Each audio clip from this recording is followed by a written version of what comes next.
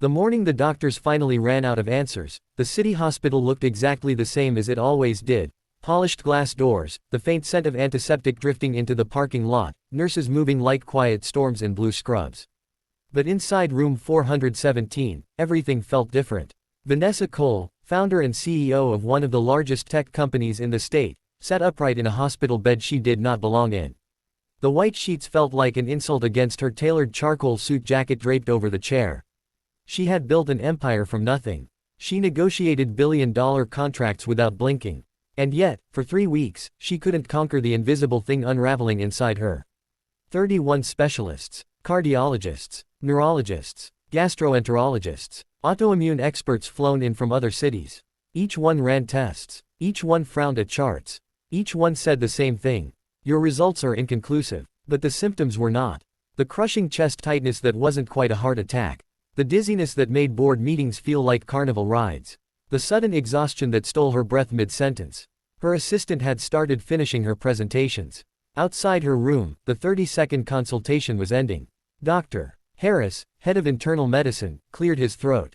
Ms. Cole, medically speaking, we've ruled out the major life-threatening causes.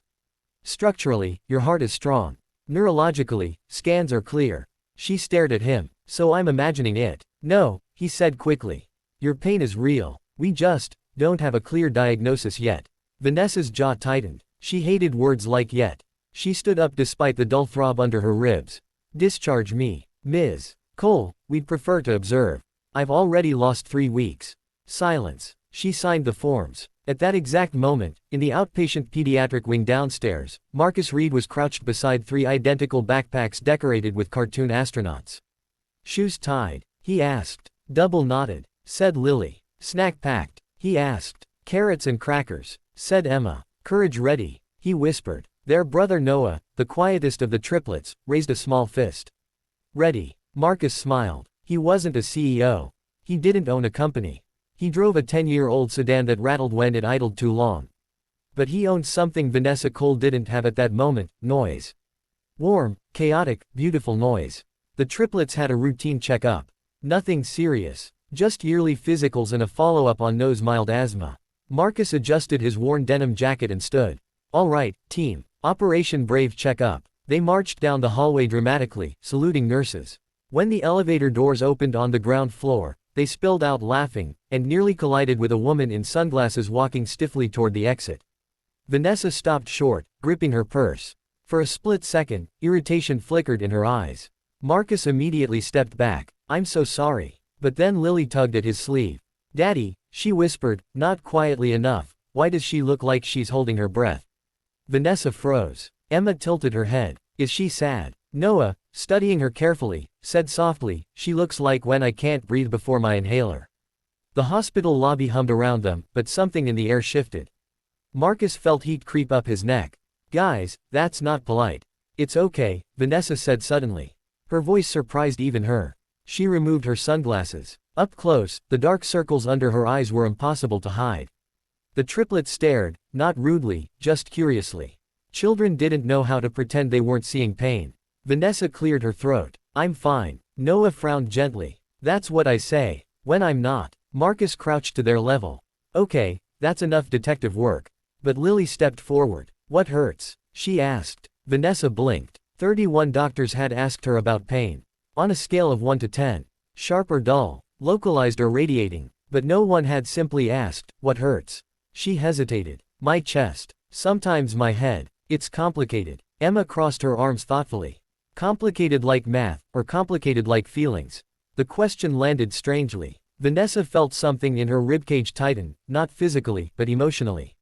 Marcus started apologizing again. I promise we don't normally interrogate strangers. But Vanessa surprised herself. She crouched down. Maybe, feelings, she admitted.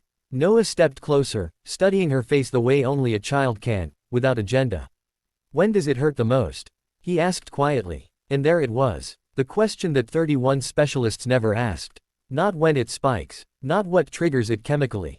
But when it hurts the most. Vanessa opened her mouth to answer clinically.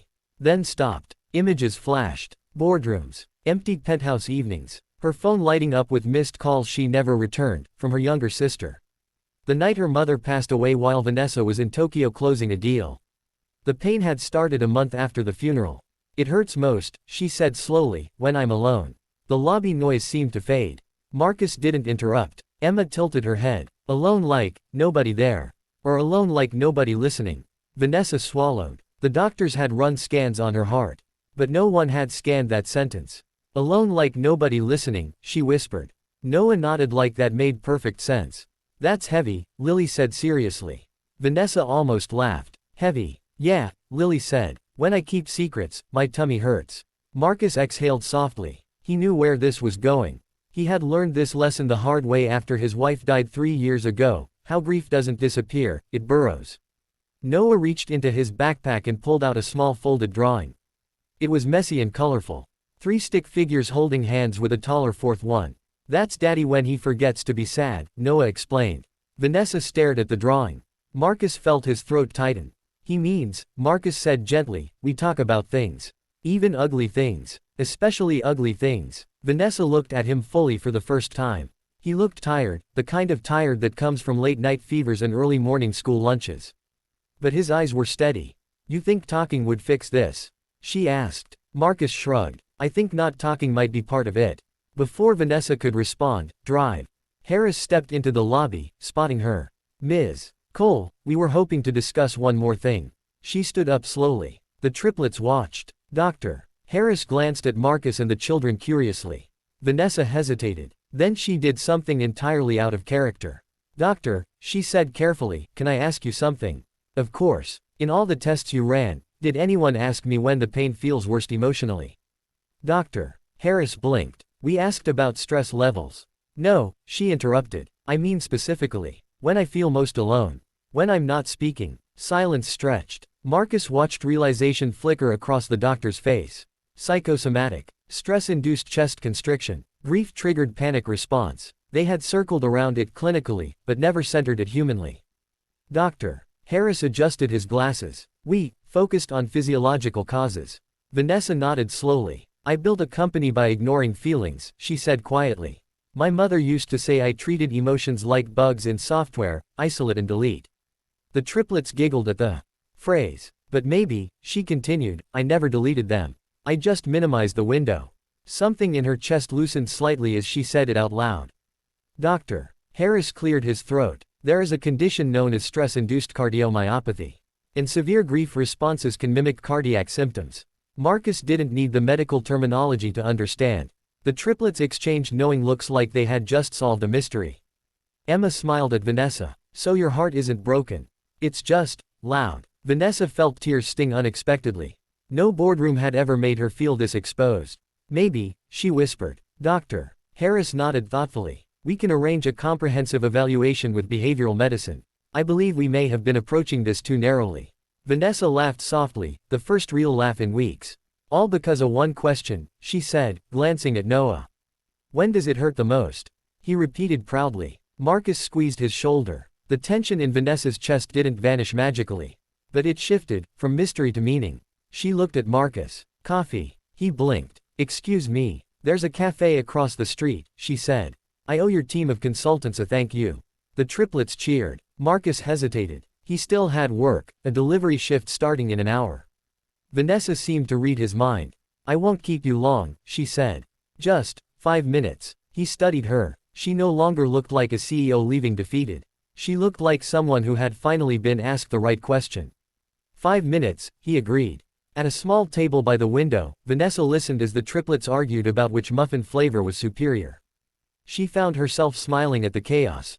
Your wife? She asked Marcus gently. He didn't flinch. Cancer, he said simply. 3 years ago. I'm sorry. Me too, he replied. But we talk about her.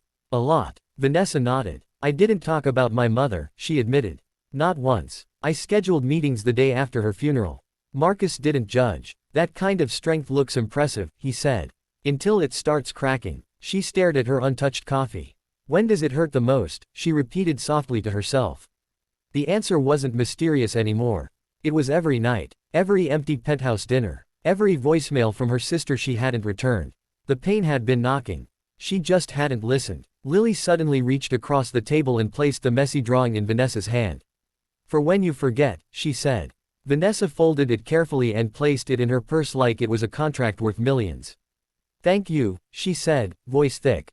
Dr. Harris had already called to schedule a follow-up, this time including trauma counseling and stress evaluation. 31 doctors hadn't failed. They just hadn't asked the right question. 3 children had. As Marcus gathered his crew to leave, Vanessa stood too.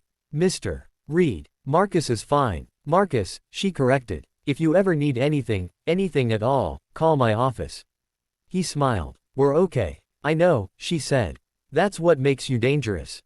He laughed. Outside, the sun felt warmer than it had that morning. Vanessa stood on the sidewalk watching the triplets pile into their old sedan, arguing about seatbelts. Her chest felt different, still tender, but breathable. She pulled out her phone. Scrolled to a contact she hadn't touched in months. Her sister. Her thumb hovered. Then she pressed call. As it rang, she whispered to herself. When does it hurt the most? And for the first time, she didn't feel afraid of the answer.